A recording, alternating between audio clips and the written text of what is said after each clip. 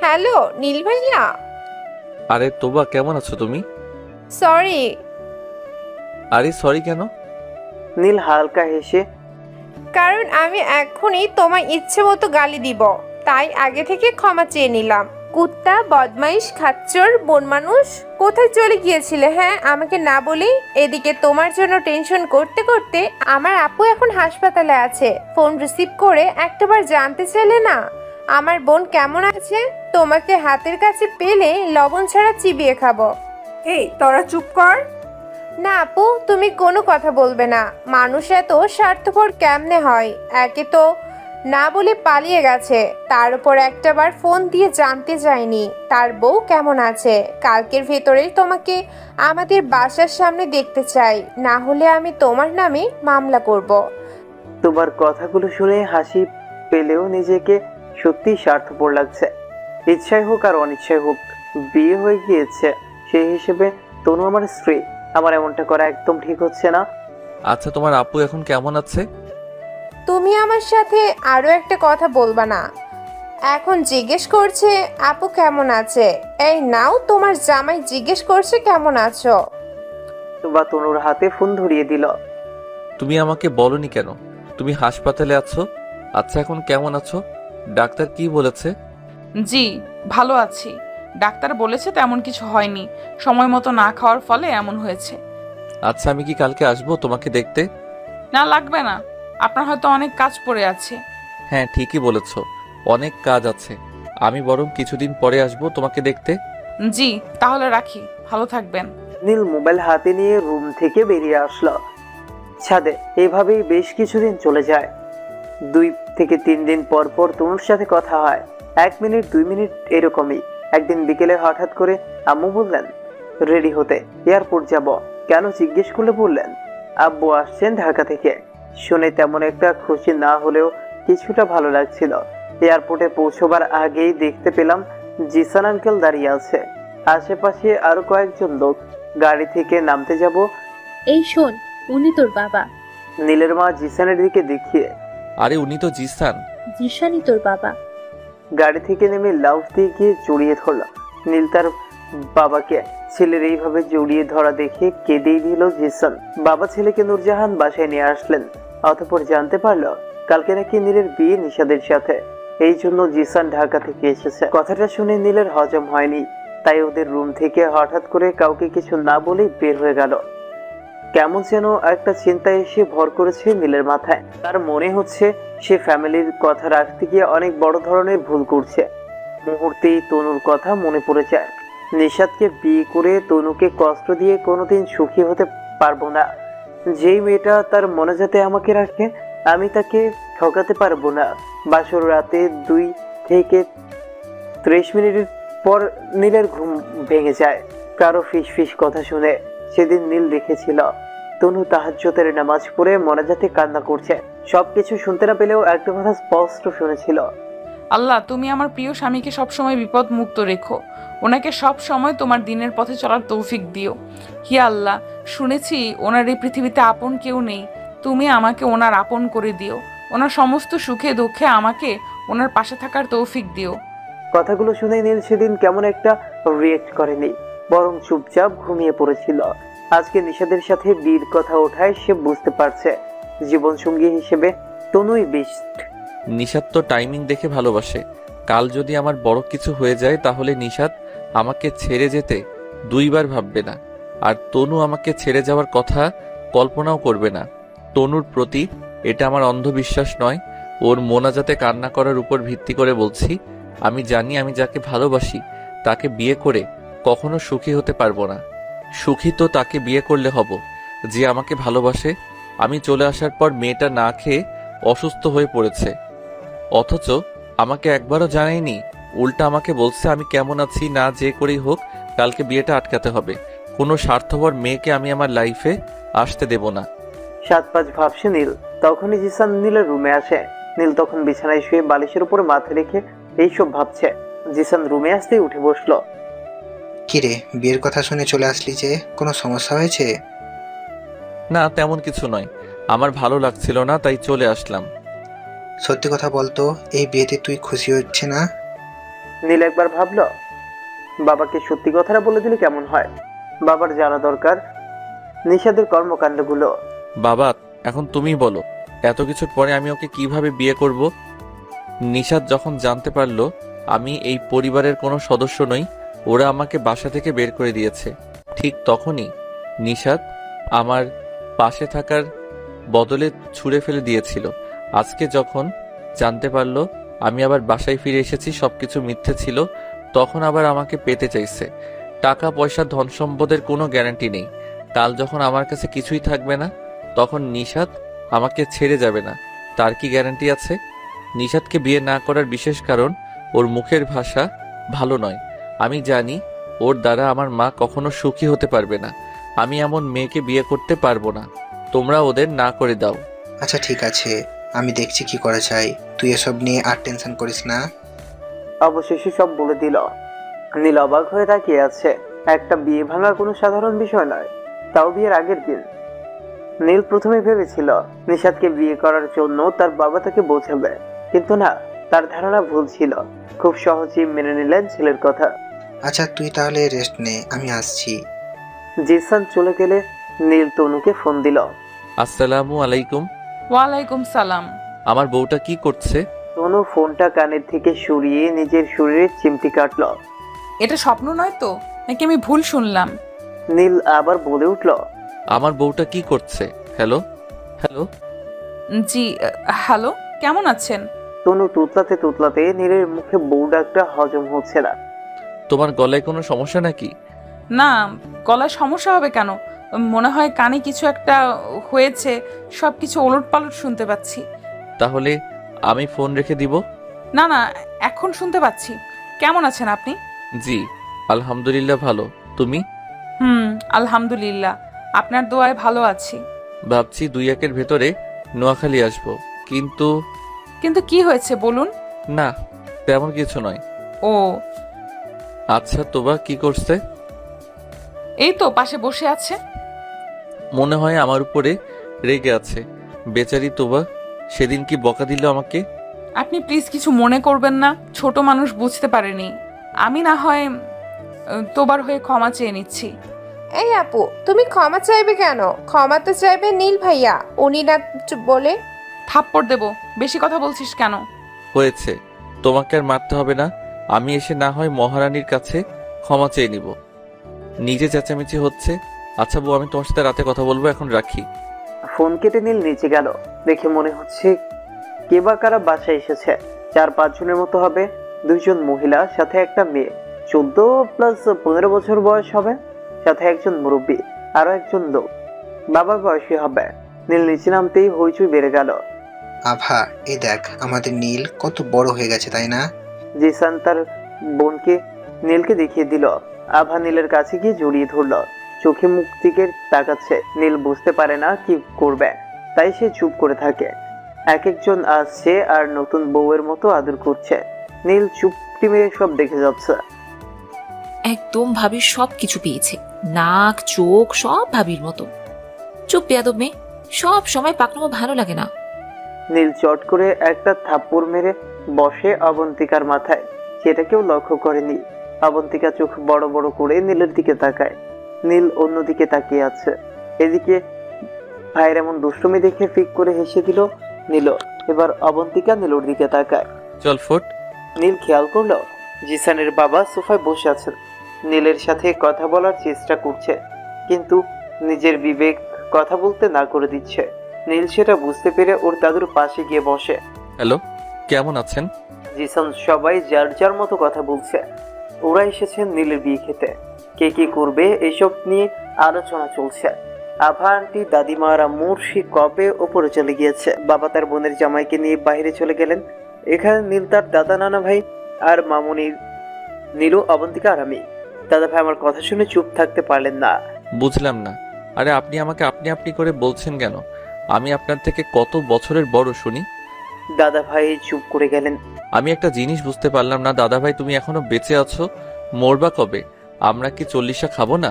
ধুর, আমি যাচ্ছি। কথায় কথায় কান্না করা লোকগুলো আমার পছন্দ নয়। আমি তো ফাইজলামি করছি। তুমি সেটা সিরিয়াসলি নিচ্ছ? চলে যায় তার রুমে। এদিকে রাতে আম্মু এসে কিছু জামা কাপড় দিয়ে গেলেন। কালকে নাকি এগুলো পরতে হবে। মাথা কাজ করছে না, যে করেই হোক বিয়ে বন্ধ করতে হবে। নীল চুপি চুপি আম্মু রুমে গেল। আম্মু, দাদা ভাই আর আবাবু বসে আছে। আমাকে দেখে, কি রে, কিছু বলবি? জরুরি কথা। তাহলে বল, কি বলবি? আম্মু, আমি এই বিয়ে করতে পারবো না। তুই না করলেও তোর বাবা করবে, সমস্যা কি? আম্মু, আমি ফাইজলামি করছি না, আমি সিরিয়াসলি বলছি। নূরজাহানের রাগ উঠে গেল। মানে কি? তুই না ওকে ভালোবাসিস, তাহলে বিয়ে করতে সমস্যা কোথায়? আম্মু, তুমি জানো না নিশাত কেমন মেয়ে। আমি ওকে খুব ভালো করে জানি। লোভী, স্বার্থপর একটা মেয়ে। তাছাড়া আমি তোমাদেরকে না জানিয়ে একটা ভুল করে ফেলেছি। কি করেছিস, ক্লিয়ার করে বল। আমি নোয়াখালীতে বিয়ে করে ফেলেছি। ভয়ে চুপসে গিয়েছে নীল। মাথা নিচু করে অপরাধীর মতো দাঁড়িয়ে আছে। নীল, ফাজলামি করিস না, যা রুমে যা, কালকে আবার সকাল সকাল উঠতে হবে। আমি ফাইজলামি করছি না, যেটা সত্যি সেটা বলছি। বিশ্বাস না হলে আমি তনুর সাথে ফোনে কথা বলিয়ে দিচ্ছি। ঠাস, এই জন্যই তোকে এত বড় করেছি, এই দিন দেখবো বলে। এখন নিশাতের মা বাবাকে মুখ দেখাবো কিভাবে? তুই বিয়ে করতে পারবি না ডাইরেক্ট না বলে, কেন শুধু শুধু নিশাতের নামে উল্টোপাল্টা বলছিস? নীল আর কথা বাড়ালো না, চুপচাপ রুমে এসে দরজা বন্ধ করে দিল। এদিকে জিসান সবকিছু জানতে পারলো। নীলের মাকে সবকিছু বুঝিয়ে বলল। জিসানের কথা অনুযায়ী নিশাদের বাসায় ফোন দিল নূরজাহান। এইদিকে নিশাদের তখন গায়ে হলুদের অনুষ্ঠান হচ্ছে। নীলের বাসা থেকে ফোন করে না করে দিল, কালকে বিয়ে হচ্ছে না। এদিকে নিশাদ কান্না করতে করতে পাগলামি শুরু করে দিয়েছে। দেরিতে হলেও নীলের ভালোবাসার অভাব বুঝতে পারে নিশাদ। থাক ওসব কথা। নীল রাতে দরজা বন্ধ করে দিয়ে যে ঘুমিয়েছিল, সকাল 10টায় ঘুম থেকে উঠল। একই বাসা, একই বাসা একদম ফাঁকা। সবাই কোথায় গেল নীল কিছুই বুঝতে পারে না। একে একে সবার ফোনে কল দিল, কিন্তু কেউই নীলের ফোন রিসিভ করে না। নীল ব্যাপক টেনশনে আছে। এদিকে 11টার সময় হঠাৎ করেই হুজুরের বাসার সামনে 10-15 জন লোক এসে হাজির। হুজুর তাদেরকে বাসার ভেতরে নিয়ে গেলেন। ওরা কারা সকালবেলায় আমার বাসায় কেন? ওরা এসেছেন তনু আপুর বিয়ের বিষয়ে কথা বলতে। এই গাধা, তুই জানিস না আমার মেয়ের বিয়ে হয়ে গিয়েছে? আরে মামা, চেতেন কেন? ওরা সেই বিষয় নিয়ে কথা বলবেন। ওরা নীলের ফ্যামিলি মেম্বার। কিন্তু তুই তো আমাকে বলেছিলি নীলের কেউ নেই, সে অনাথ। আরে মামা, আজ যেটা জানতাম সেইটা এনে আন্নারে কইছি। আয় তো আজকে এনে শুনলাম নীলের ফ্যামিলি আছে। ঠিক আছে, তুই বাজারে যা, আমার জন্য বাজার নিয়ে আয়। এই নে টাকা, তোর মামির কাছে যা কি কি লাগবে সব বলে দিবে। শুনলাম আপনার 2টা মেয়ে আছে, ওদের তো দেখতে পাচ্ছি না। আরে ওরা মাদ্রাসে চলে গিয়েছে, সকালে আর বিকেলে আসবে। আপনার মেয়ে এখনো পড়াশোনা করছে? আরে না, পড়াশোনা এরকম শেষ, মাদ্রাসায় বাচ্চাদের পড়াতে যাই। ও, তা তো শুনলাম আপনার মেয়ের নাকি বিয়ে হয়ে গিয়েছে আমার ছেলে নীলের সাথে। জি হয়েছে। কিন্তু আমরা এই বিয়ে মানি না। আপনার মেয়েকে বাসায় নিয়ে আসুন। আপনারা জানেন না, ছেলে মেয়ে বিয়ে দিতে হলে তাদের ফ্যামিলিকে জানাতে হয়। আরে সেটা জানি, কিন্তু নীল তো বলেছিল সে অনাথ, তার কেউ নেই, তাই আমরা তেমন খোঁজ খবর নেইনি। সে বললেই হলো নাকি? দেখুন, আপনার মাথা গরম করবেন না। তাছাড়া আমরা তো আরে নীলে জোর করে বিয়ে করাইনি। ওরা একজন আর একজনকে ভালোবাসতো, তাই সম্পর্কে হালাল করতে বিয়েটা দিয়ে হয়েছে। আচ্ছা বুঝলাম, এখন ভালো হয়ে আপনি আপনার মেয়েকে বাসায় নিয়ে আসুন। আপনাদেরকে আবার আজকে সিলেটে যেতে হবে। জি, আমি এখনই ফোন দিয়ে বলছি, 30 মিনিট লাগবে আসতে। তাহলে বিআইন সাহেবকে বলুন আমাদের বৌমার জামা কাপড় গুছিয়ে রাখতে। আমরা কিন্তু তনুমাকে নিয়ে বাসায় যাব। হুজুর শুনে খুব খুশি হয়েছিলেন। কিছুক্ষণ পর তোবা আর তনু পাশে চলে আসলো। তনু বাসায় এত লোক দেখে রীতিমতো চমকে গিয়েছিল। সে জানে না কে বা কারা বাসায় এসেছে। আব্বু ফোন করে আর্জেন্ট বাসায় আসতে বলেছে। ভাই তাই এসেছে। তনুর রুমটা ওনাদের পেছন দিকে। যেতে যেতে হালকা পাতলা একটা সালাম দিয়ে রুমে চলে গেল। নীলের বাসার সবাই দেখে তো অবাক, পা থেকে মাথা অবধি কিছুই দেখা যাচ্ছে না। তনু তার মাকে রুমে ডেকে নিয়ে আসলো। আম্মু, এরা কারা? এত লোক বাসায় কেন? তোর শ্বশুর বাড়ির লোক তোকে নিতে এসেছে। চল, শাড়ি পরে ওদের সামনে আয়। কথাগুলো শুনে খুশিতে আত্মহারা হয়েছে, কিন্তু শাড়ি পরে ওদের সামনে আসার কথা বললে না করে দিল। থাপ্পড় দিব। ওখানে গেলে সমস্যা কোথায়? মা ওখানে 4 জন পুরুষ আছে, সেটা দেখেছো? আমি পারবো না। আরে উনাদের মধ্যে একজন নীলের নানা, আর একজন দাদা, আর তার বাবা, আর ফুপুর জামাই। ওদের সামনে গেলে কিচ্ছুই হবে না, চলায়। তনু আম্মু ওইটা বলে চলে গেলেন। তনু গোলাপি একটা শাড়ি পরে বেরিয়ে আসলো, একদম মেকআপ করেনি, যেন পরীদের মতো লাগছে। সবার সামনে যেতেই সবাই হা করে তাকিয়ে আছে, যেন আর কোনোদিন মেয়ে দেখেনি। এই যেন এক স্বর্গের পরী। নীলের মা তনুকে দেখে তো পুরোই ফিদা হয়ে গেছে। ছেলের পছন্দ এতটাও খারাপ নয়। সবার এমন চাহনিতে তনু বিরক্তি ফিল করে, সাথে ভেতরে কিছুটা ভয় কাজ করছে। শরীর কাঁপতে শুরু করেছে, কপালে বিন্দু বিন্দু ঘাম জমেছে, গাল দুটা আগুনের মতো লাল হয়ে আছে। সব কিছু ক্লিয়ার করে বিকেলে তনুকে নিয়ে বাসার উদ্দেশ্যে রওনা দিয়েছেন সবাই। এইদিকে নীল তো টেনশনে পড়ে খাওয়া দাওয়া বন্ধ করে দিয়েছে। রাত 3টা নাগাদ এখনো নীল বাসায় একা বসে আছে, ঘুম আসছে না। হঠাৎ কলিং বেল বাজতেই নীলের ভেতরে ভয় কাজ করছে, এত রাতে কে আসতে পারে। পা টিপে টিপে দরজার কাছে গিয়ে চোখ রাখে, আম্মুকে দেখা যাচ্ছে। নীল ভয়ে দরজা খুলে দিল, তনুকে সাথে দেখে টাসকি খেলো। আম্মু, তোমরা কোথায় চলে গিয়েছিলে? আমাকে বলে গেলে কি হতো? জানো আমি কত টেনশনে ছিলাম। হয়েছে, আর টেনশন করতে হবে না। নীলু, তনুকে নীলের রুমে নিয়ে আয়। নীল, রুমে যা, অনেক হয়েছে, ঘুমাতে হবে। জার্নি করতে করতে টায়ার্ড লাগছে। আমি সবার সাথে কথা বলতে চাইলে কেউ আমার সাথে কথা বলল না, যে যার মতো গিয়ে ঘুমিয়ে পড়ল। আমিও আর দাঁড়িয়ে না থেকে রুমে চলে গেলাম। তনু ওয়াশরুম থেকে বের হয়ে এসেছে, দেখে মনে হচ্ছে খুব ঘুম পাচ্ছে। আচ্ছা তনু আপু, কেমনে কি কিছুই তো বুঝলাম না। তনু আর চোখে একবার নীলের দিকে তাকালো। আমি আপনার আপু হই কোন দিক থেকে? আসো জানিয়ে দিচ্ছি। এই বলে চট করে নীলের কলার ধরে 2 ঠোঁট এক করে দিল। নীল কিছু বুঝে উঠতে পারল না, হুট করে এমন কিছু হয়ে যাবে ভাবতেও পারেনি। কেমন যেন নীলের কলিজা সহ পুরো শরীর কাঁপতে শুরু করেছে। যদিও এর আগে অনেকবার নিশাদকে কিস করেছে, কখনো এরকম হয়নি নীলের সাথে। এ যেন এক অজানা ভয় অনুভূতি, দুইটা মিশে বুকের ভেতর ভূমিকম্প সৃষ্টি করছে। এদিকে তনু নীলের কাঁপতে থাকা দেখে আস্তে করে ঠোঁটগুলো নিজের থেকে সরিয়ে নিল। নীল তখন হাঁপাচ্ছে, কেমন যেন অস্থির লাগছে। তনু নীলের এরকম অবস্থা দেখে হাসবে না কাঁদবে কিছুই বুঝতে পারছে না। চট করে মনে পড়ে যায় 1 মিনিট আগের কথা। তনু লজ্জায় নীলের মুখে মুখ লুকায়, এতে যেন নীলের শরীর আরো বেশি করে কাঁপতে থাকে। আপু, আপনি প্লিজ একটু সরে দাঁড়ান। আমি পারবো না, লজ্জা লাগছে। আপু, আপনার লজ্জার গোষ্ঠী উদ্ধার করে দিব। এদিকে দেখতে পাচ্ছেন না আমি নাদান ছেলের শরীর ব্লক করে দিচ্ছে? মেরে ফেলার কোনো ইচ্ছে আছে নাকি? ব্লক হলে হবে। আপনি আমাকে আপু ডাকছেন কেন?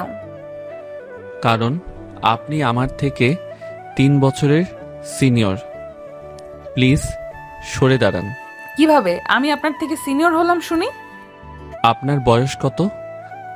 মনে হয় 23+ হবে। আপনার 23+ আর আমার 20, 3 বছরের বড় আপনি। বয়স যতই হোক আমি ওসব নিয়ে ভাবছি না। আপনি আমার স্বামী, আর স্বামী সবসময় স্ত্রীর থেকে বড়, সেই হিসেবে আমি আপনার ছোট। এদিকে নীলের অবস্থা একদম খারাপ, ধাক্কা মেরে তনুকে সরিয়ে দিল। দেখুন, এখন প্যাচাল না করে ঘুমান, আমার খুব ঘুম পাচ্ছে। নীল এটা বলে চুপ করে শুয়ে পড়ল। তনু লাইট অফ করে নীলের ডান পাশে শুয়ে পড়ল। নীলের খাট তেমন একটা বড় নয়, সিঙ্গেল খাট, বালিশও একটা। তনু বালিশে মাথা রাখতেই নীল হালকা নড়ে চড়ে উঠল। একজনের শরীরের সাথে অন্যজনের শরীর লেগে আছে। তনুর শরীরটা নীলের শরীরের সাথে লেগে আছে, এর কারণে নীলের শরীর উত্তেজনায় কাঁপতে শুরু করে। নীল হুট করে ব্যালকনিতে চলে যায়। তনু ভাবতে থাকে, নীল এত ভীতু টাইপের কেন? মেয়েদের থেকেও বেশি লজ্জা পায়। যেখানে আজকে তনুর লজ্জা পাওয়ার কথা, সেখানে নীল পাচ্ছে। সবকিছু গোলমাল মনে হচ্ছে। নীল ব্যালকনিতে দাঁড়িয়ে রিফাতকে কল দিল। 8 থেকে 10 দেওয়ার পরেও ফোন ধরছে না। আরো একবার দিতেই ধরে ফেললো। এই শালা কুত্তা বদমাশ বিড়াল শিয়াল, এত রাতে ফোন দিছিস কেন? দিলি তো আরামের ঘুমটা নষ্ট করে। আরে ভাই, রাগ করিস না, একদিন তুইও এরকম সিচুয়েশনে পড়বি। কি হয়েছে বল। মাম্মা, তোদের নোয়াখালীর মেয়েদের শরীরে কি কোনো রকম কারেন্ট থাকে নাকি কোনো জাদু শক্তি আছে? এটা কেমন কথা? এত রাতে তুই কথা বলার জন্য ফোন দিয়েছিস? ধুর বেটা, শুধু রাগ দেখাস কেন? তোর আপু মানে জান্নাত জান্নাত আপু তোর কি করছে? যখনই মামা ও আমার পাশে আসে না, ঠিক তখনই আমি উত্তেজিত হয়ে যাই আর কাঁপতে শুরু করি, কিন্তু কিছুই করতে পারি না। সব কিছু এলোমেলো হয়ে যায়। এর আগেও তো আমি নিশাতের সাথে অনেক কিছু করেছি, কই আমার তো তখন এমন করেনি। এটা আবার কেমন কথা? উত্তেজনা শুরু হলে তনু আপুর সাথে মিলে বিড়াল মার, সেটা না করে আমাকে ফোন দিয়েছিস কেন? দেখ ভাই, তুই আমার বিষয়টা বুঝতে পারছিস না। যখনই ও আমাকে টাচ করে, ঠিক সেই মুহূর্ত থেকে আমার হার্টবিট বেড়ে যায়, শরীরে সব কিছু আস্তে আস্তে ব্লক হয়ে যায়, ভূমিকম্প শুরু হয়। তখন এমনটা কেন হয় সেটাই তো বুঝতে পারছি না। আমি বলি কি, তুই তোর বইয়ের সাথে কর, একবার এগুলো হয়ে গেলে আর কিচ্ছু হবে না, তুই ভালো হয়ে যাবি। অভ্যাস নেই তো তাই এমন হচ্ছে। কি বলছিস বেটা? এইগুলো ওসব সেক্স কেন করতে যাব? তাহলে তুই মর, চল ফোন রাখ। সেক্স করলে আর এমন হবে না তো? আরে বেটা একদিন সহবাস করে দেখ, সব ঠিক হয়ে যাবে। আর শোন, আর কল দিবি না, দিলে মার দেব সালা। রিফাত ফোন কেটে ঘুমিয়ে পড়লো। গভীর রাতে আস্তে ধীরে কথা বললেও আওয়াজ বেশ দূর অব্দি পৌঁছায়। এদিকে নীল রুমে আসছে। তনুর ভেতরে ভয় কাজ করছে, কারণ নীলের বলা প্রত্যেকটা কথা তনু শুনতে পেয়েছে। নীল বুকে থুতু দিয়ে তনুর পাশে শুয়ে পড়ল। নীলের ভেতরে ভয় কাজ করছে। 7-5 ভাবতে ভাবতে পেছন থেকে জড়িয়ে ধরলো তনুকে, গলায় মুখ গুজে দিল। তনুর চুলের মিষ্টি গন্ধে নেশে পাড়ি জমানো নীল। একজোড়া ঠোঁট তনুর গলা থেকে মুখের চারপাশে ঘুরে বেড়াচ্ছে, মাঝে মধ্যে আলতো করে ছুঁয়ে যাচ্ছে গালের চারপাশে, কখনো ঠোঁটের উপরে আক্রমণ করছে। নীলের প্রত্যেকটা স্পর্শে তনু কেঁপে উঠছে। এই প্রথমবার তনুকে স্পর্শ করে নীল। সবকিছু ঠিকঠাক চলছে, শুধু মাথায় কাজ করছে না। এই মুহূর্তে সে কি করছে তা নিজেও জানে না। 15 মিনিট চলে যাওয়ার পর চরমভাবে উত্তেজনায় নীল তখন খেয়াল করল তনুর চোখ ভেসে যাচ্ছে লোনা পানিতে। তনুর ঠোঁটের উপরে দাঁত চেপে ঠোঁটের উপরে দাঁত চেপে চোখ বন্ধ করে আছে, গাল দুটো লাল হয়ে আছে, চেহারায় কষ্টের ছাপ। নীলের কেমন যেন খারাপ লাগতে শুরু করলো। নীল খুব ভালো করেই বুঝতে পারলো তনু কেন এমন করছে, তাই প্রশ্ন করে তনুকে লজ্জার মুখে ফেলতে চায় না। এটা আমি কি করলাম? পশুর মতো আচরণ করতে আমি কিভাবে পারলাম? এটা মানে ও আমার বিয়ে করার বউ, তো কি হয়েছে? সে কি মানুষ নয়? উফ, নীলের মাথাটা ধরে আসছে।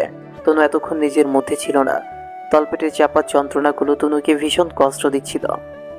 আস্তে করে চোখ খুলে তাকাতেই নীল সাথে সাথে তনুর উপর থেকে সরে যায়। অন্য পাশে মুখ দিয়ে কিছুক্ষণ চুপ করে শুয়ে থাকে। রাত প্রায় শেষের দিকে, একটু পরে হয়তো আজান হয়ে যাবে। তনু বিছানা ছেড়ে উঠতে চাইছে, কিন্তু উঠতে পারছে না। অনেক কষ্টে শরীরের কাপড় ঠিক করে ওয়াশরুমে গিয়ে শাওয়ার নিল। এদিকে নীল এখনো চুপচাপ শুয়ে আছে। ঘুম নামক জিনিসটা এখন আর নীলের ধারে কাছেও আসতে চাইছে না। তনু খুব ভালো করেই বুঝতে পারছে নীল জেগে আছে। একবার বলতে চেয়েছিল যাও শাওয়ার নিয়ে আসো, কিন্তু পরক্ষণেই কিছুক্ষণ আগের সবকিছু ভেসে উঠল চোখের সামনে। বলতে চেয়েও লজ্জায় বলতে পারল না। তনু তাহাজ্জুদের নামাজে থাকা অবস্থায় মসজিদ থেকে মধুর কণ্ঠে আজানের সুর ভেসে আসলো। তনু তাহাজ্জুদের নামাজ শেষ করে ফজরের নামাজ পড়ে নিল। নীলকে নামাজের জন্য ডাকতে চেয়েও পারেনি। নীল চুপ করে শুয়ে আছে। ভেবেছিল শাওয়ার নিবে, কিন্তু এখনই শাওয়ার নিতে কেমন যেন লজ্জা বোধ করছে, কারণ রুমের লাইট চলছে আর তনু জেগে আছে। এই মুহূর্তে তনুর দিকে তাকানো সম্ভব নয়। তনু নামাজ শেষ করে কোরআন তেলাওয়াত করছে, যদিও নীলের রুমে কোনো কোরআন শরীফ নেই। তনু মুখস্থ আছে, কারণ সে কোরআনে হাফেজা। একটা মানুষের গলার সুর এত মিষ্টি হতে পারে, বিশেষ করে তেলাওয়াতের সময়। তেলাওয়াত না শুনলে কখনো জানতেও পারতো না নীল। সকাল 6টায় নীলের চোখে ঘুম নেই। তনু এতক্ষণ তেলাওয়াত করছিল, রাতে ঘুম হয়নি এক মুহূর্তের জন্য। তাই তেলাওয়াত বন্ধ করে নীলের পাশে শুয়ে পড়ল। ধীরে ধীরে তনু ঘুমের রাজ্যে হারিয়ে গেল। তনু ঘুমোতেই নীল উঠে আগে বসার রুমে গেল। হঠাৎ খেয়াল করলো তার পরনে থাকা প্যান্টের উপর রক্তের দাগ লেগে আছে। নীল ভয় পেয়ে যায়, কিছু ফেটে গেল না তো? খুলে দেখে নিল, কই কিছুই তো কাটেনি, ফাটেনি। তাহলে রক্ত কোথা থেকে আসলো? 7-5 ভাবতে ভাবতে হঠাৎ মনে পড়লো, সাথে সাথে লজ্জায় লাল হয়ে যায়। সামনে থাকা আয়নার দিকে নিজেকে একবার দেখে নিল। শাওয়ার নিয়ে বাসার বাইরে চলে গেল। রাত করে সবাই বাসায় এসেছে, তা এখনো যে যার রুমে ঘুমোচ্ছে। হাঁটতে হাঁটতে গদির মোড়ে চায়ের দোকানে বসে চা খাচ্ছে। পেছন থেকে রাহুল মাথায় টোকা মেরে পাশে বসে বলল, কিরে মামা, তুই তো চুপ হওয়া রুস্তম নিকলা। কি বলিস বেটা, তেরা বাত মেরা সমাজ মে নেহি আয়া। চা খাবি? ফ্রিতে খাওয়ালে কেই বা না খায়। মামা আরেকটা চা দাও তো। তা দিনকাল কেমন যাচ্ছে? আমার তো কোনো রকমে চলছে মামা, কিন্তু তুই এমনটা কেন করলি? কি করলাম? দূর বেটা, শুনলাম তোর বিয়ে নিশাদের সাথে। নিশাদ নিজেও আজকে বলেছে, দাওয়াতও দিয়ে দিল। যখনই রেডি হয়ে নিশাদের বাসায় গেলাম, শুনলাম তোর নাকি নিশাদের সাথে বিয়ে। নিশাদ নিজে আমাকে বলেছে, দাওয়াতও দিয়েছিল। যখনই রেডি হয়ে নিশাদের বাসায় গেলাম, শুনলাম তুই নাকি বিয়ে করতে মানা করে দিয়েছিস। কিন্তু কেন? 4 বছরের রিলেশনে বিয়ে করলে প্রবলেম কোথায়? মাম্মা তুই জানিস না নিশাত মেয়েটা কেমন, আমি খুব ভালো করে জানি। আর মামা, যেখানে বিশ্বাস নেই সেখানে ভালোবাসা আছে, এটা ভাবাটাও বোকামি। সেটা তোদের পার্সোনাল বিষয়, তোরা যা ভালো বুঝবি তাই তো করবি। তা মামা, তুমি তো চুপ হওয়া রুস্তম নিকলা। বুঝলাম না, তুই একই কথা দ্বিতীয়বার বলছিস, কি বোঝাতে চাইছিস? আরে বেটা, তুই 1000 কোটিপতির মালিক হয়েও এমনিতে তুই কোটিপতি। তার উপরে তোর বাবার 1000 কোটি টাকার মালিক থাকা সত্ত্বেও আমাদের সাথে সব গোপন করে রাখছিলে। তার কথা জিজ্ঞাসা করলে বলতে ছোট্টবেলায় মারা গিয়েছে। এমন ভাবে চলাফেরা করো মিয়া, কেউ দেখলে বলবে তুই একটা জাত ফকিন্নে। কি বলছিস? আমার বাবা কোটি টাকার মালিক হতে যাবে কেন? তাছাড়া আমি তো জানতাম আমার বাবা নেই, কিছুদিন আগেই জানতে পারলাম আমার বাবা বেঁচে আছেন। জানি মামা, সবই জানি। নিশাদ সবকিছুই বলেছে আমাকে। ও হয়ে তোকে বলতেই ভুলে গিয়েছি। নিশাদ হাসপাতালে আছে, হঠাৎ করে অসুস্থ হয়ে পড়েছে। তো আমি কি করব? অসুস্থ হয়েছে, আবার ভালো হয়ে যাবে। কি বলছিস মামা? এবার তো করতে পারিস। মামা আমার ভালো লাগছে না এখন, আমি বাসায় গেলাম। নীল চায়ের বিল দিয়ে বাসার দিকে রওনা দিল। সকাল 9টার দিকে নীলের রুমে এসে দেখলো তনু ঘুমোচ্ছে। নীল রুমে নেই। নীল তনুকে ডেকে চলে যায়। তনু ঘুম থেকে উঠে রুম থেকে বের হয়ে দেখলো অবন্তিকা নীলু টিভির সামনে বসে আছে। এটা তনুর কাছে মোটেও ভালো লাগেনি। সকাল সকাল টিভি দেখা মানেটা কি? তনু রান্নাঘর খুঁজতে শুরু করে। নীলু তনুকে নিয়ে রান্নাঘরে চলে যায়। অবন্তিকা টিভি দেখতে মনোযোগী ছিল। নীলের কথা শুনে তনুর দিকে তাকায়। অবন্তিকার কেন জানি তনুকে দেখতে ইচ্ছে হয়। মেয়েটা এত সুন্দর কিভাবে হলো? নিশ্চিত কোনো ভালো দামি ক্রিম মাখে। অবন্তিকা মনে মনে 7-5 ভাবতে থাকে। না, ভাবিকে জিজ্ঞেস করবো ক্রিমের নাম। যদি অবন্তিকা দেখতে আসলে সুন্দরী, তবু হিংসা হয়। কিছুক্ষণ পর নীল পাশে আসলো। তুমি কি দেখলো বিছানায় এখনো এলোমেলো আছে? ইস, তনুটা এত খাটাস কেন? নিজে এত সুন্দর হয়েও রুমটা একটু সুন্দর করে রাখলে কি হয়? বলে বিছানার চাদর ঠিক করতে যায়। রক্ত! একই বিছানার চাদরেও রক্তের দাগ। একই বাবা, রক্তের সাগর বয়ে গিয়েছে আমার রুমে। তাড়াতাড়ি চাদরটা নিয়ে ওয়াশরুমে রেখে দিল। খুব খিদে পেয়েছে। নিচে এসে খাবার টেবিলে বসে চিৎকার চেঁচামেচি দিয়েছে। নীলের চেঁচামেচি শুনে কিষান, আম্মু, আভা, ফুপু সহ সবাই সামনে এসে বসে আছে। কি রে, এইভাবে চেঁচামেচি কেন? খিদে পেয়েছে তাই বলে চিৎকার দিতে হবে? অবন্তিকা, যা নীলের জন্য কিছু নিয়ে আয়। না থাক অবন্তিকা, তুই বস, আমি নিয়ে আসতেছি। সারাদিনে তনুর ছায়াও দেখেনি নীল। সারাদিন নীলু আর অবন্তিকার সাথে গল্প করে কাটিয়ে দিয়েছে। রাতে খাওয়া শেষে নীল রুমে শুয়ে আছে। বাবা বলেছে কালকে ঢাকায় চলে যাব, সাথে সারা ফ্যামিলি যাবে। শুনে খুব ভালো লাগছে। একটু পর তনু রুমে আসলে নীল চোখ বন্ধ করে চুপ করে থাকে। তনু নীলের দিকে কিছুক্ষণ তাকিয়ে থেকে লাইট অফ করে শুয়ে পড়ে। তনু নীলের পেছন থেকে জড়িয়ে ধরে শুয়ে আছে। আজকে নীলের ভেতরে কোনো বাজে মতলব নেই, চুপ করে শুয়ে আছে। আচ্ছা, আপনি কি ঘুমিয়ে গেছেন? চুপ করে আছে, কথা মুখ থেকে বের হতেই চাইছে না। আপনি কি আমার কথা শুনতে পাচ্ছেন নাকি ঘুমিয়ে পড়েছেন? কি আজব প্রাণী তুমি! দেখছে ঘুমিয়ে আছি, তবুও ঘুম থেকে ডেকে তুলে বলছো ঘুমাচ্ছি কিনা। সরি, আমি ভাবলাম আপনি জেগে আছেন। কি বলবে বলো? আপনি কি আমার উপরে রেগে আছেন? কি আজব, আমি তোমার উপরে রেগে থাকবো কেন? তাহলে উল্টো দিকে তাকিয়ে শুয়ে আছেন কেন? এইদিকে তাকান। ও মাগো, আমি উল্টো দিকে তাকিয়ে শুয়ে আছি বলে তোমার উপরে রেগে আছে, এটা কে বলল? তাহলে এই দিকে তাকাও। তুমি যদি আমাকে না ছাড়ো তাহলে আমি তোমার দিকে ফিরে শুভ কেমনে? তনু লজ্জা পেয়ে ছেড়ে দিল। নীল তনুর দিকে তাকিয়ে শুয়ে আছে। এখন কিন্তু নীলের ভেতরে অন্যরকম অনুভূতি কাজ করছে। তনু চুপ করে নীলের চোখের দিকে তাকিয়ে আছে। নীল তাকিয়ে আছে তনুর ঠোঁটের দিকে। তনুর ঠোঁটগুলো কাঁপছে। নীল না চাইতেও চার ঠোঁট এক করে দিল। নীল ইতিহাস করতে যাচ্ছিল, তখনই রাহুল ফোন দিল। দুইবার কেটে দেওয়ার পরেও যখন আবার কল দিল, তখন নীল ফোন অফ করে রেখে দিল। অবশেষে ইতিহাস করতে শুরু করলো। সকালবেলায় দরজায় ঠক ঠক আওয়াজ হচ্ছে। তনু তখন তিলাওয়াত করছিল। দরজা খুললে নীলু ভিতরে আসলো। নীলকে ডেকে তুলে, কি হয়েছে? ভাইয়া, তুই কিছু শুনেছিস? না, কি হয়েছে? ভাইয়া, নিশাত মারা গিয়েছে। কথাটা শুনে নীল লাফ দিয়ে উঠে বসলো। কি বলছিস এসব? হ্যাঁ ভাইয়া, কাল রাতে নর্থ ইস্ট মেডিকেল কলেজে হাসপাতালে মারা গিয়েছে। আমি এইমাত্র খবর পেয়ে তোর কাছে ছুটে আসলাম।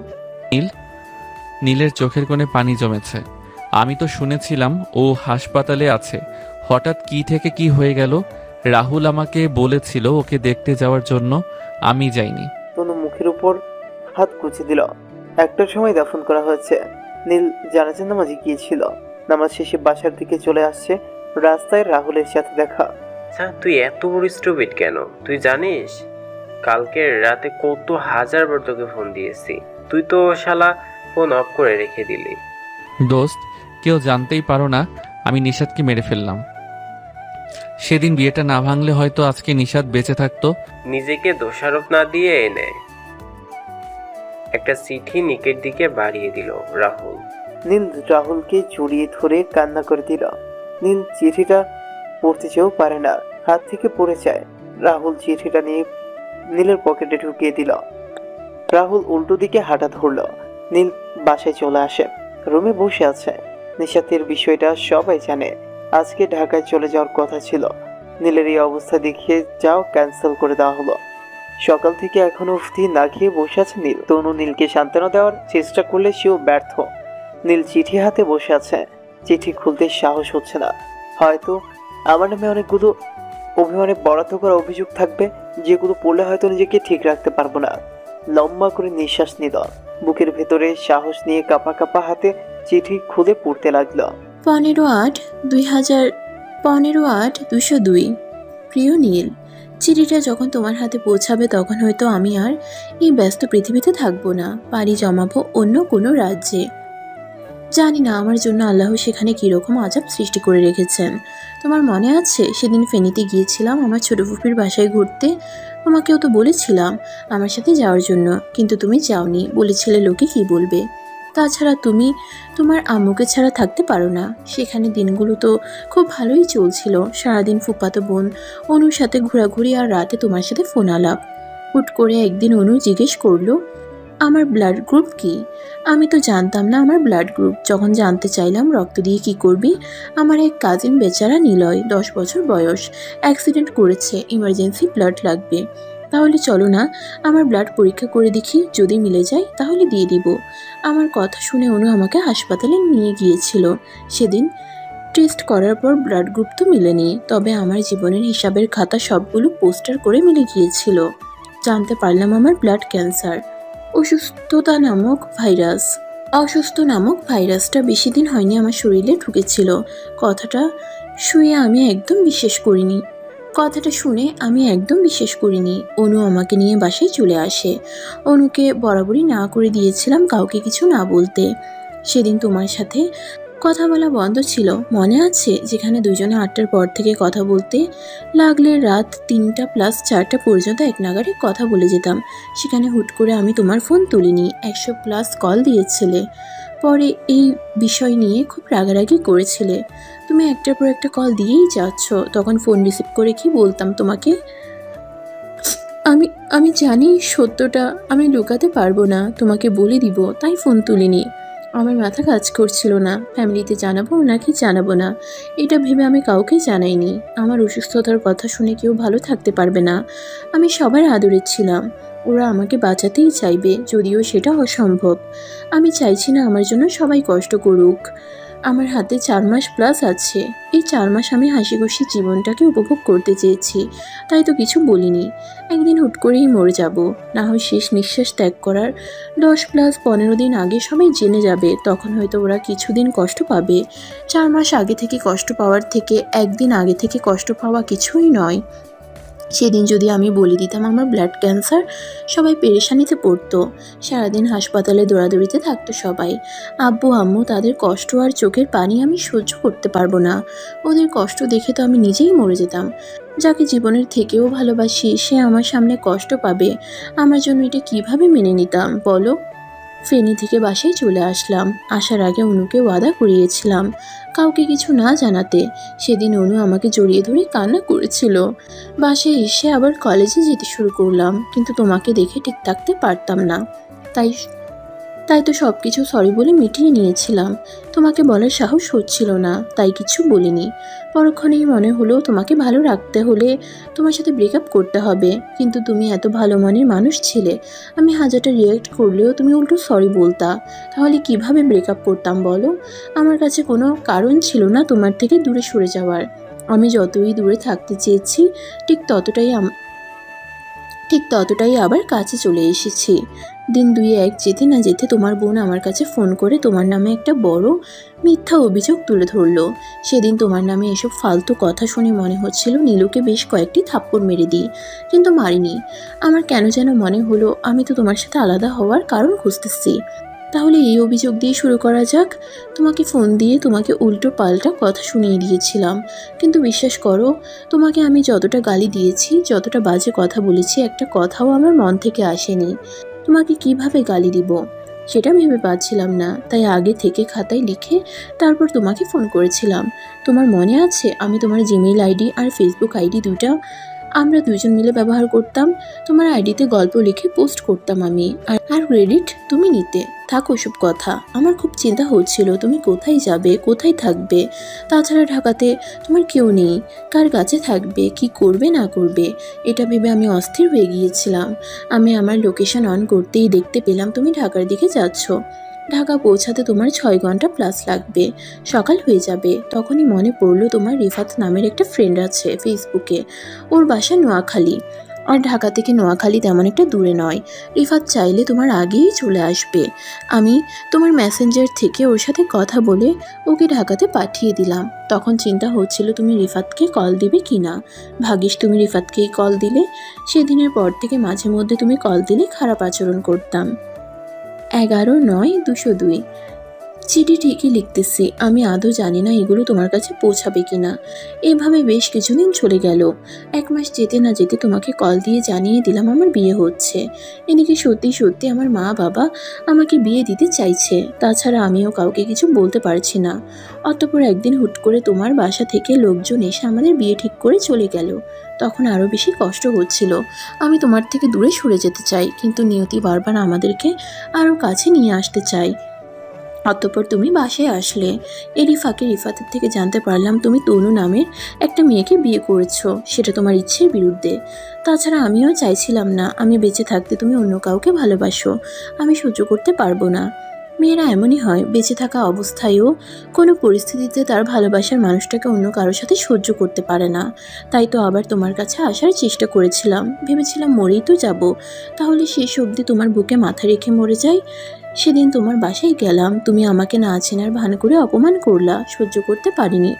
আবার সরি বলতেও বাইপাস চলে আসলা। সেদিন আমার জীবনের সবচেয়ে বেস্ট দিনগুলোর মধ্যে একদিন ছিল। তোমার বাইকের পেছনে বসে শেষবারের মতো তোমাকে জড়িয়ে ধরতে পেরেছি। এদিকে আমার সময়ও শেষ হয়ে যাচ্ছে। সকালে ডাক্তারের কাছে গিয়েছিলাম, ডাক্তার বলল সময় আর তেমন বেশি নেই, বড়জোর 15 দিন। তোমাকে কাছে পাওয়ার নেশায় আমি আম্মু আব্বুকে বলে বিয়ের ডেটটা সামনে আনলাম। বললাম কালকের আজকের ভেতরে আমাকে বিয়ে দিতে হবে। সব কিছু ঠিক ছিল, তোমার ফ্যামিলিও রাজি হয়ে গেল, কিন্তু হুট করেই বিয়ের আগের রাতে তোমার বাসা থেকে না জানিয়ে দিল। আমার অবস্থাও খারাপ, হাসপাতালে নিয়ে যাওয়া হলো।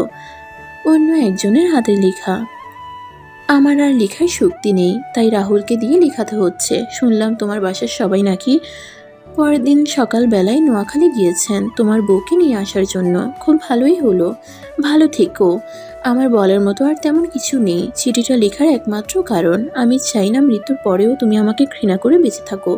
তুমি তোমার বউয়ের জন্য অপেক্ষা করতে থাকো, আমি না হয় আমার মৃত্যুর জন্য অপেক্ষা করব। নীল, আই লাভ ইউ। তোমাকে অসম্ভব ভালোবাসি প্রিয়। 3:55। জানি না তুমি এখন কি করছো, কি এমন ঘুমাচ্ছ নাকি বউয়ের সাথে গল্প করছো। রাহুলের মোবাইল দিয়ে তোমাকে কতটা কল দিয়েছি জানো? শুধুমাত্র তোমার সাথে শেষবারের মতো কথা বলবো বলে। বাহিরে আম্মু আব্বু ভাইয়া ভাবি সবাই কান্না করছে।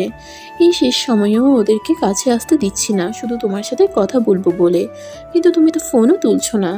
যাক, আরামের ঘুমাও। আমার কপালটা এত খারাপ হবে কখনো ভাবতেই পারিনি। ভালোই হলো তোমার সাথে কথা না বলতে পেরে। তোমার সাথে কথা বললে হয়তো তুমিও সব কিছু জানার পর কষ্ট পাবে। ভালো থেকো। নীলের হাত থেকে চিঠিটা পড়ে গেল। চোখের জলগুলো বাধা মানতে নারাজ। তনু পাশে বসে আছে। তনু নিজের গালে হাত দিয়ে বুঝতে পারলো ওর চোখেও জল। তনু কখন যে কান্না করে দিয়েছে সে নিজেও জানে না। নীলের নিজের কাছে নিজেকে অপরাধী মনে হচ্ছে। সামান্য থেকে সামান্য কথাটাও আমাকে বলতে, আর তোমার এত বড় একটা অসুখের কথা আমার থেকে কেন লুকিয়ে রাখলে? তুমি আমাকে এতটা ভালোবাসতে, আর আমি তোমাকে দিন দিন অপমান করেই যাচ্ছে, আর তুমি সেটা নীরবে সহ্য করে গেলে। একবার ফিরে এসে দেখো, পৃথিবীর সব ভালোবাসা তোমার পায়ে ঢেলে দিব। নীলের মুখে সব ভাষা হারিয়ে গেছে, কথা বলার শক্তি নেই, মাথাটা ধরে আসছে। যেখানে ছিল সেখানেই শুয়ে পড়ল। একে একে 4-5 দিন চলে যায়। নীল এই কয়েকদিনে কিছুটা স্বাভাবিক হয়েছে। জিসান নীলের এরকম অবস্থা দেখে ঠিক করলো কালকেই ঢাকায় চলে যাবে। রাতে তনুর জামা কাপড় সবকিছু গুছিয়ে রাখছে। নীল রুম থেকে বের হয়। আম্মু, তুমি আমাদের সাথে চলো না, কয়েকদিন ঘুরে আসি। ওই, আমি গিয়ে কি করব? তাছাড়া ঘুরতে যাবি মানে? তোর বাসায় তুই একেবারে চলে যাচ্ছিস, মাঝে মধ্যে ঘুরতে আসবি, আমাদের সাথে দেখা করে যাবি। আমরাও যখন মন চাইবে তোকে গিয়ে দেখে আসবো।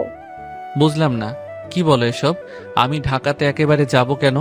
আর ঘুরতে আসবো মানে কি? কিছুদিন থেকে তারপর একেবারে চলে আসবো। আমি তোমাকে ছাড়া থাকতে পারবো নাকি? আরে পাগল, এটা তো তোর মিথ্যে পরিচয় ছিল, আর ঢাকায় তোর বাস্তব পরিচয়। তোর বাবা আছে, দাদা দাদি, ফুপু ফুপা সব আছে। আমাকে ছেড়ে থাকতে কে বলেছে? সবসময় ফোনে তো যোগাযোগ হবে, তাই না? আমি এত কিছু বুঝি না। আমি আমার মাকে ছাড়া কোথাও যাব না। আরে দেখ, এমনিতেই তোর বাবার থেকে আমি তোকে 20টা বছর আলাদা করে রেখেছি, আর পারবো না আমি তোর বাবাকে কষ্ট দিতে। কষ্ট দিতে কে বলেছে? আব্বুকে বিয়ে করে ফেলো না, তাহলে তো সব সমস্যার সমাধান হয়ে যায়। কথাগুলো বলে নীল মাথায় হাত দিয়ে জিভে কামড় দিল। এটা আমি কি বললাম? সাথে সাথে ঠাস ঠাস করে একটা থাপ্পড় নীলের গালে এসে পড়ল। তোর লজ্জা করে না মাকে এইসব বলতে? ছি, দূর হ আমার সামনে থেকে। আমি যদিও ইচ্ছে করে কথাটা বলি, তবু এখন বলছি, আমি কারোর সাথে কোথাও যাব না তোমাকে ছাড়া। তুমি যদি আমার বাবাকে বিয়ে করে নাও তাহলেই আমি বাবার কাছে যাব, মানে ঢাকায় যাব। না হলে 20 বছর দূরে রেখেছ, আরও 40 বছর রেখে নাও। এইগুলো যেখানে সেখানে রেখে দাও।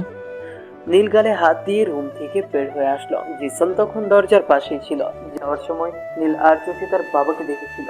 সে জানতো না তার বাবা এখানে দাঁড়িয়ে আছে। নীল রুমে গিয়ে বসে আছে। তনু সবকিছু গোছাচ্ছে। কেন, এগুলো কি লাগবে না? তাহলে আমরা ওখানে গিয়ে পড়বো কি? হুট করে তো আর শপিং করা যায় না। বেশি কথা বলো কেন? তোমায় বললাম আপাতত এইগুলো যেখানে ছিল সেখানে রেখে দাও। কালকে আমরা ঢাকা যাচ্ছি না। কিন্তু কেন? আব্বু কিছু বলেছেন আপনাকে, নাকি আম্মু বলেছেন? থাপ্পড় চেনো? থাপ্পড়? এই মুহূর্তে তোমাকে থাপ্পড় দিতে ইচ্ছে করছে। একে তো টেনশনে পড়ে আছি, তার উপরে এক কথা বারবার বলছো। তোমাকে যেটা বললাম সেটা করো। তনু ধমক শুনে চুপ হয়ে যায়। চেহারা লাল বর্ণ হয়ে এসেছে। নীল তনুর দিকে তাকায়। আচ্ছা, এদিকে আসো। তনু একই জায়গায় দাঁড়িয়ে আছে। নীল কাছে গিয়ে তনুর চোখের দিকে তাকায়। তনুর চেহারা ফ্যাকাশে হয়ে আছে। নীলের খারাপ লাগছে। আচ্ছা, একটা হাসি দাও। তনুর মনের উপর জোর করে, দুইটা ঠোঁট হিহি করে। আরে বাব্বা, এত শুকনো হাসি কেন? দেখতেই পাচ্ছ আমার মন খারাপ। তারপরেও কেন একটার পর একটা কথা বলো শুনি? তুমি এখানে আসার পর থেকে সব কিছু বুঝো আর না বুঝো, এটা হয়তো বুঝতে পারছো আমি আমার আম্মুকে কতটা ভালোবাসি। তাহলে তুমিই বলো, আমি আম্মুকে ছেড়ে একেবারে ঢাকায় কিভাবে চলে যাব? আম্মু আমাকে দূরে সরিয়ে দিতে চাচ্ছে। তনু কিছুটা স্বাভাবিক হয়ে দাঁড়ায়। নীল জিসানের বরাবরই লম্বা। তনু নীলের দুই চোখের পাপড়িতে কিস করে বসে। নীল হালকা কেঁপে ওঠে। তনুর ঠোঁটের দিকে তাকিয়ে আছে। লাল ওই ঠোঁটের উপরে এখনো নীলের চোখের লোনা পানি লেপ্টে রয়েছে। নীল 7-5 ভাবতে ভাবতে তনুর ঠোঁটগুলো নিজের দখলে নিয়ে আসলো। তনু শক্ত করে নীলের পিঠে জড়িয়ে ধরে। কয়েক মিনিট পর নীল নিজ থেকেই তনুকে ছেড়ে দিল। তবে তনু এখনো নীলকে জড়িয়ে ধরে আছে। লজ্জায় মুখোমুখি না হয়ে তনু নীলের বুকের ভিতরে মুখ লুকিয়ে আছে। এভাবে কতক্ষণ ছিল সেটা লেখকও জানে না। দরজায় ঠকঠক শব্দে দুজনেরই হুঁশ ফিরল। এদিকে দরজা খোলা থাকায় নীল সে দরজার পাশে দাঁড়িয়েছিল। প্রায় 1 মিনিট দাঁড়িয়ে থেকে ডাক দিল। তনু হঠাৎ নীলকে দেখে কিছুটা লজ্জায় পড়ে যায়। নীল চুপচাপ মাথা নিচু করে রুম থেকে বের হয়ে যায়। হয়েছে লজ্জা কুমারী, আর লজ্জা পেতে হবে না। কখন এসেছো? এই তো 10-15 মিনিট আগে।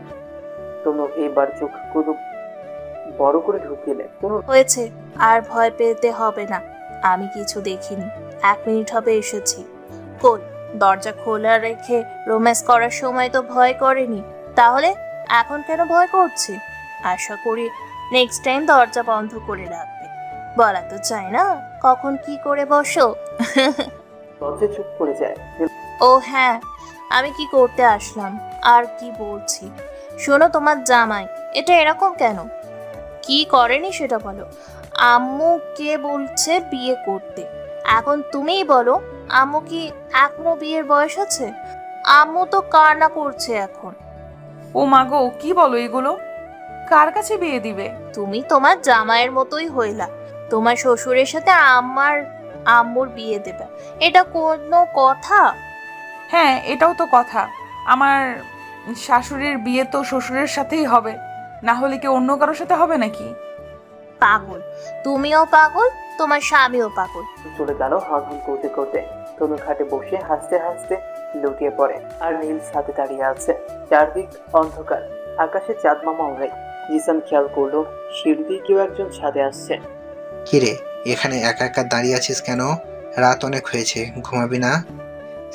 না না, আমি আম্মুকে ছেড়ে ঢাকায় যেতে পারবো না।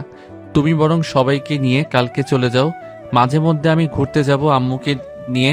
এটা দরকার নেই, কালকে আমাদের সাথে তোর আম্মুও যাবে। উনি তো কয়েকদিন থেকে আবার চলে আসবেন, তাহলে ওখানে গিয়ে কি করবেন? থাক না বাবা, আমরা এখানেই ভালো আছি। আরে গাধা, তুই বলেছিলি না তোর মাকে তুই একেবারে ঢাকায় নিয়ে যেতে? আমি সেটাই করেছি। মানে? এতে মানে করছিস কেন? এত মানে করছিস কেন? শুধু তোর জন্য, আমার বাবাইর খুশির জন্য হলেও আমাকে কালকে আমি আর তোর আম্মু বিয়ে করব। এটা শুধু আমার কথা নয়, পরিবারের সবাই মিলে এই সিদ্ধান্ত নিয়েছেন। নীল হুট করেই জড়িয়ে ধরল। জিসানকে ধন্যবাদ দিল।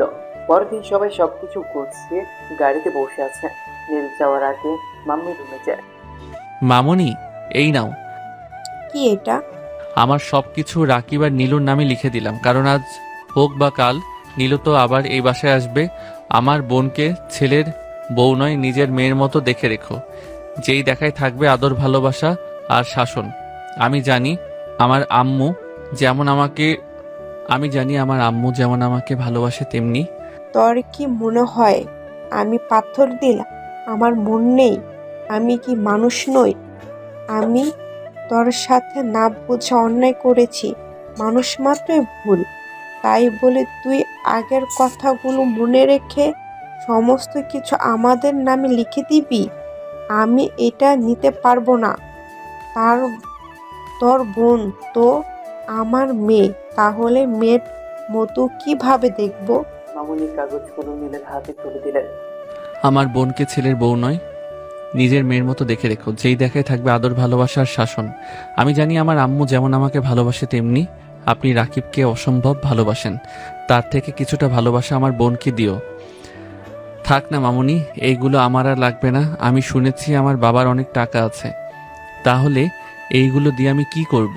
আর হ্যাঁ, আগামী 1 বছরের ভেতরে সবাইকে রাজি করিয়ে আমি নিজেই নীলুর বিয়ে দিব। তার আগে রাকিবকে বলবা ব্যাংক থেকে টাকা তুলে বাজে খরচ না করে কিছু করার জন্য। আচ্ছা মামুনি, আমি তাহলে যাই, সবাই অপেক্ষা করছে তো। সেটা নিয়ে তুমি চিন্তা করো না। তাই ঢাকায় গিয়ে রাকিবকে বাসায় পাঠিয়ে দিলেই হবে। আর নীলুকে নিয়ে তোর চিন্তা না করলেও চলবে। তুই বল, ছোটবেলা থেকে আমি কি তোদের দুজনকে কখনো অন্য চোখে দেখেছি? আমি রাকিবকে যতটা আদর ভালোবাসা করি তার চেয়েও দ্বিগুণ আমি তোরে আর নীলুকে ভালোবাসি। কাবাবে হাড্ডি হয়ে গেলাম। তাহলে সরে যা, না করছে কে? তোমার কি মনে হয় আমি এখন নেমে যাব? আমি কি সেটা বলেছি? আপনি এমন কেন? কথায় কথায় ছোট বোনদের সঙ্গে ঝগড়া করেন কেন? এই অবন্তিকা, কি হয়েছে? বলা যাবে না, কানটা এদিকে দে। বল। বেশরম, তোর সমস্যা কি? তুই ওইদিকে তাকাচ্ছিস কেন? নীলু আস্তে আস্তে বলল। তো আমি কোন দিকে তাকাবো? এক কাজ কর, আমাকে অন্ধ করে দে। চুপ কর শাকচুনি। কি হলো, আপনি আবার গাড়িতে উঠলেন কেন? আরে ভাই, কোথায় নিয়ে এসেছো? আপনি ভুল করে অন্য কারো বাড়িতে নিয়ে এসেছো। ইয়া আল্লাহ, এটা বাড়ি নাকি রাজপ্রাসাদ? নীল ভাইয়া, গাড়ি থেকে নামো, এটাই আমাদের বাড়ি। এত অবাক হওয়ার কি আছে? জীবনে মনে হয় আর কোনোদিন দেখনি। ভাবি, তুমি আমার সাথে আসো। কি বলছিস সেইগুলো? আমার বাবা বড়লোক শুনেছি, তাই বলে এত বড়লোক সেটা কল্পনা করিনি। তুমি মেঘনা গ্রুপের নাম শুনছো? সেটা আবার কি? ফ্রেশ চেনো? আটা ময়দা ফ্রেশ তেল। এটা জানি। ওইটার নাম ম্যাগি গ্রুপ। ওইটা আমার মামা তোমার বাবার। নীল হা করে তাকিয়ে আছে বাড়ির দিকে। অবন্তিকা, নীলু, এরপর তনু বাড়ির ভেতরে চলে গেল। নীল পিছু পিছু গেল। কিছুক্ষণের মধ্যে আব্বু আম্মু আর বাকি সবাই চলে আসে। অবন্তিকা তনুকে একটা রুম দেখিয়ে দিল। আজ থেকে নাকি ওই রুমে নীল আর তনু থাকবে। সেই রুমের দেয়ালে একজন কম বয়সী মহিলার ছবি টানানো দেখে নীল বাইরে এসে তার দাদিকে জিজ্ঞেস করে, আরে, আমার রুমে দেখলাম একজন কম বয়সী মহিলার ছবি টাঙানো। ওই দেখো, টিভি রুমেও তো সেম ছবি। আরে ওটা তো সামিয়ার ছবি, হতাশ হয়ে বললেন। সামিরা আবার কেডা? নামটা কোথাও শুনেছি, ঠিক মনে পড়ছে না। তোর মা। কথাটা বলেই চুপ করে এক ফোঁটা চোখের জল ফেলে চলে গেলেন। ওনার খুব ঘৃণা হচ্ছে ওনার স্বামীর উপরে। জন্মের পরেই ছেলের থেকে মাকে কেড়ে নিল। ছেলেটা আজকে তার মাকে চিনতে পারছে না। নীল সেখানে দাঁড়িয়ে না থেকে রুমে চলে আসে। তার মায়ের জন্য কষ্ট হলেও চোখের জল বের হয় না, কারণ তার এক মা চলে গেলেও আর এক মা আছে। রাত 11টা। আজকে নূরজাহান আর জিসানের বাসর রাত। আচ্ছা বলো তো, আব্বু আম্মু এখন কি করছেন? আপনার লজ্জা শরম কিচ্ছু নেই? আরে ধুর, তুমি সবসময় নেগেটিভ ভাবো কেন? পজিটিভ কিছু ভাবতে পারো না? কি জানি, হয়তো গল্প করছেন। হাজারো না বলা কথাগুলো আজকে বলে দিচ্ছেন। আচ্ছা, আমার মধ্যে কি আছে যে আমি তোমার বয়সে ছোট থাকার পরেও আমাকেই বিয়ে করতে হলো? সেটা কেমন কথা? বিয়ে তো আল্লাহর হাতে, উনি যা চাইবেন তাই হবে। আমরা শুধু উসিলা। জানি, পাগল মাইয়া। আম্মা তনুর উপরে তুলে দিয়ে কোলবালিশের মতো জড়িয়ে ধরল তনুকে। ছাড়ুন আমাকে। কোলবালিশ পেয়েছেন নাকি? আমার কষ্ট হয় তো। আচ্ছা, আমরা কি এখন বেবি নিব নাকি আরো পরে? দূর, ভালো লাগে না। কি বলেন এইসব? তনু লজ্জায় পড়ে যায়। যেটা সত্যি সেটাই বলছি, এত লজ্জা পেতে হবে না। আমার মনে হয় আর 5 বছর পরে বেবি নিলে ভালো হয়। না, আল্লাহ যখন চাইবেন তখন। এখানে আমরা দিন তারিখ ঠিক করার কে? আমরা কে মানে? আমরা ওর বাবা মা। ও কোথায়? কে কোথায়? আমরা যার বাবা মা সে কোথায়? ওটা তুমি জানো। চলো একটু রোম্যান্স করি।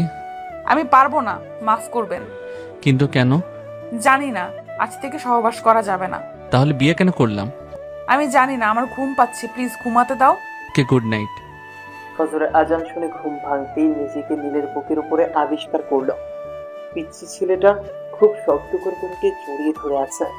তনু কোনো রকম নীলের থেকে নিজেকে ছাড়িয়ে ওয়াশরুমে চলে যায়। উজু করে এসে দেখলো এখনো নীল ঘুমোচ্ছে।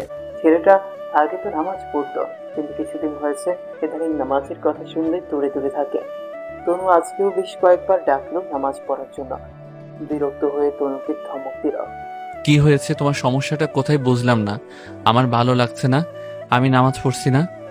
তোমার ভালো লাগছে, তুমি পড়ছো। আমি তোমাকে কখনো মানা করেছি নামাজ পড়তে? তাহলে আমি ঘুমিয়ে আছি, তুমি কেন বলছো ঘুম থেকে উঠতে? আমি মরলে কি তুমি আমার কবরে যাবে? যত সব ফালতু মেয়ে, যাও নামাজ পড়ো। নীল আবার ঘুমিয়ে যায়। তনু মন খারাপ করে নামাজ পড়তে চলছে। মনে যেতে অনেক কান্নাকাটি করে। নীলকে দিনের পথে আল্লাহর ইবাদত করার জন্য দোয়া করে। নীল মরার মতো ঘুমোচ্ছে। সকালে নীল ঘুম থেকে উঠে তনুকে খুঁজতে শুরু করে। তনু রান্নাঘরে আছে। বাসার সবাই বারণ করার পরেও তনু রান্না করতে গিয়েছে। আজকের দিনটা চলে যায়, নীল একবারও তনুর দেখা পায়নি। তনু সারাদিন অবন্তিকা আর নীলুর সাথে গল্প করতে ব্যস্ত ছিল, কিন্তু মনটা ছিল নীলের কাছে।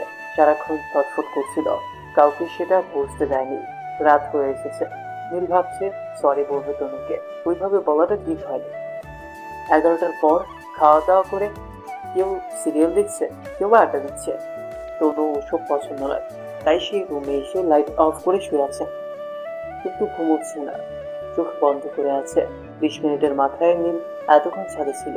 রুমে এসে দেখলো লাইট অফ করা। লাইট অন করতেই দেখলো তনু ঘুমিয়ে আছে। নীল লাইটটা আবার অফ করে শুয়ে পড়ল। নীল তনুর হাতটা ধরে, কলিজা, কোথায় ছিলে সারাদিন? একবারও কি আমার কথা তোমার মনে পড়েনি? তনু নিশ্চুপ হয়ে আছে, ঘুমের গান করে। তুমি কি ঘুমিয়ে গিয়েছো? আমার তো মনে হয় না তুমি ঘুমাচ্ছ। আমি জানি তুমি জেগে আছো, তাহলে কথা বলছো না কেন? তনু এখনো নিশ্চুপ। কি হয়েছে তোমার? ও, আমি সকালে বকা দিয়েছি তাই রাগ করেছো, তাই তো? ওকে, সরি বাবা, এবার তো কথা বলো। তনু কিছুক্ষণ চুপ থেকে, ওকে সরি বলতে হবে না, আপনার অধিকার আছে আমার উপরে। এবার তনুকে জড়িয়ে ধরে। প্লিজ রাগ করো না লক্ষ্মী সোনা। আমি মোটেও রাগ করিনি। তাহলে মুড অফ কেন? আমি জানি তুমি রেগে আছো। সামান্য জড়িয়ে ধরাতে তোমার কষ্ট হচ্ছে। জানি না, আপনি আমাকে ছাড়ুন। কষ্ট হচ্ছে, আমার দম বন্ধ হয়ে আসছে। ছেড়ে দিল। কই, আমি জানি তুমি রেগে আছো। সামান্য জড়িয়ে ধরাতে তোমার কষ্ট হচ্ছে। কই, অন্য দিন তো হয় না। তাছাড়া খারাপ তো কিছু করিনি তোমার সাথে। আরে বোঝার চেষ্টা করুন। আপনি আমার সাথে যা ইচ্ছে করতে পারেন, আমার শরীর খারাপ তাই এমন করছি। তোমাকে দেখে তো মনে হয় না তোমার শরীর খারাপ। এতক্ষণ যা করিনি তাই করব। চট করে তনুর ঠোঁটে কিস বসিয়ে দিল। তনুর আর সহ্য হচ্ছে না, তাই চট করে থাপ্পড় মেরে বসলো নীলের গালে। যদিও ইচ্ছে করে মারেনি। নীল গালে হাত দিয়ে শুয়ে আছে। আমি বুঝতে পারিনি, আপনি প্লিজ কিছু মনে করবেন না। তনু যখনই নীলের গালে হাত দেয়, নীল তনুর হাতটা সরিয়ে দিল। চেহারাটা কালো করে শুয়ে আছে। তনু কান্না করছে। বিশ্বাস করুন, আমি ইচ্ছে করে এমনটা করিনি। কিভাবে কি হয়েছে বলতে পারবো না, প্লিজ আমাকে ক্ষমা করে দিন। নীল পাথরের মতো শুয়ে আছে। তনু নীলের পা জড়িয়ে ধরে। প্লিজ আমাকে একা থাকতে দাও। ন্যাকামো বন্ধ করে আমার পা ছাড়ো প্লিজ। না, আমি ছাড়বো না। আগে বলুন আপনি আমাকে ক্ষমা করে দিয়েছেন। এই মুহূর্তে তনুকে নীলের বিরক্ত লাগছে। যা, ক্ষমা করে দিলাম, শান্তিতে ঘুমাতে দে আমাকে। নীলের আচরণে আর কথা বুঝতে পারছে তাকে ক্ষমা করেনি। প্লিজ ক্ষমা করুন আমাকে, আমার ভুল হয়ে গিয়েছে। উফ, ঠিক আছে, আমি ক্ষমা করে দিয়েছি। যাও এবার শুয়ে পড়ো। তনু নাক টানতে টানতে নীলের পাশে শুয়ে পড়ল। না চাইতেও নীলকে জড়িয়ে ধরল। আপনি যা চাইবেন আমি তাই করব। আমি ইচ্ছে করে মারিনি, বিশ্বাস করুন। ক্ষমা তো আমি তোমাকে করে দিয়েছি, কিন্তু তুমি যাই বলো না কেন, তুমি আগের তনু নেই। আজকাল তুমি আমাকে এড়িয়ে চলো। কালকে যখন তোমাকে জড়িয়ে ধরেছিলাম তুমি বললা তোমার ভালো লাগছে না। আজকে কোনো বাহানা না পেয়ে সরাসরি থাপ্পড় মেরে দিলে, সাথে সকালে বকা দেওয়ার বদলা নিলা। আপনি আমাকে ভুল বুঝতেছেন। আমি আপনাকে এই জন্য কাছে আসতে দিচ্ছি না, কারণ আমার মাসিক চলছে 2 দিন থেকে। লজ্জায় আপনাকে বলতে পারছিলাম না, তাই দূরে সরিয়ে রাখছি। তার উপরে তলপেটের ব্যথায় মাথা কাজ করছে না, তাই কি থেকে কি হয়ে গেল। এখন আপনি চাইলে সবকিছু করতে পারেন। তবু ভুল বুঝবেন না প্লিজ। আমি আপনার থেকে কেন বদলা নেব? আপনাকে নামাজ পড়তে জোর করি, কারণ আমি আপনার পাশে শুধু পৃথিবীতে নয়, আপনার হাত ধরে জান্নাতে যেতে চাই। আপনি আমাকে বকা দিয়েছেন, আমি রাগ করিনি, অভিমান করেছিলাম আপনার উপরে, কিন্তু বিশ্বাস করেন আমি কেন আপনার থেকে বদলা নেব? আপনি আমাকে চাইলে মেরেও ফেলতে পারেন। আমি ভুল করেও জিজ্ঞেস করব না আপনি আমাকে কেন মেরেছেন। তনু কান্না করতে করতে নীলের টি শার্ট ভিজিয়ে দিয়েছে। নীলের নিজের কাছে খারাপ লাগছে, একটা মেয়ে হঠাৎ করে কেন আমার সাথে মিশতে বারণ করছে সেটা জানা আমার উচিত ছিল। নিজেকে স্বার্থপর লাগছে, শুধু নিজের চাহিদার কথাটা চিন্তা করলাম। মাসিকের সময় মেয়েরা কতটা কষ্টে দিন পার করে সেটা শুধু তারাই জানে। যে মেয়েটা আমার সাথে দুনিয়াতে নয় জান্নাতে যেতে চায়, আমার ভালোর জন্য আমাকে নামাজ পড়তে বলে, আমি তাকে উল্টো বকা দিচ্ছে। আমি তো সবথেকে বড় স্বার্থপর। নীল চুপ করে থাকে। তনুকে আরো শক্ত করে জড়িয়ে ধরলাম। সরি কলিজা, আমার ভুল হয়ে গিয়েছে। আপনি কেন সরি বলছেন? সব ভুলগুলো আমার। আমি আপনাকে আমার সমস্যার কথা জানাইনি, তাই তো এমন ভুল বোঝাবুঝি হয়েছে। তুমি যদি আর একবারও আমাকে আপনি করে বলো তাহলে তোমাকে এক্ষুনি ইচ্ছে মতো বকা দিব। তাহলে কি বলে ডাকবো? তুমি বলেই ডাকো না। আমি পারবো না, আমি আপনি বলাতেই খুশি। কিন্তু আপনিটা কেমন যেন পরপর লাগে। তুমি করেই বলো। চুপ, আর একটা কথাও বলবা না। 100 বার বলবো। দেখি বলে দেখাও তো। নীলের বুক থেকে মাথা। এই তো বলো। তনু নীলকে আর কথা বলতে দিল না। চার ঠোঁট